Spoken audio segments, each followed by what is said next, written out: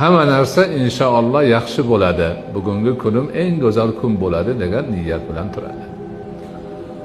Bunga dalil shuki, Rasul akram alayhisolatu vassalom fa'lul hasan, ya'niki yaxshi niyatni yoqtirar edilar.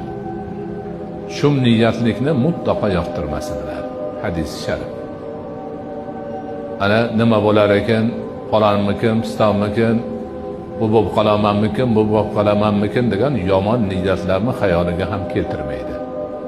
Faqat yaxshilik, faqat yaxshi umidvorlik ma'nosini o'zida mujassam qilgan holda mo'min banda o'rnidan turadi. Doimiy ravishda shundoq bo'lib yurish kerak. Hamma narsani yaxshilikka yo'yish kerak.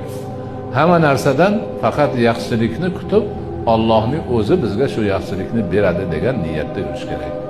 Shum niyatlik qilish, yomon narsalarni o'ylash, u bo'lib qolarmikin, bu bo'lib qolarmikin deyish insonning ruhiyatini tushiradi, o'zini demak dadilligini yo'qotadi, hadiksiraydigan, har qadamida nima yomon niyat uni chulg'ab oladigan holat bo'ladi.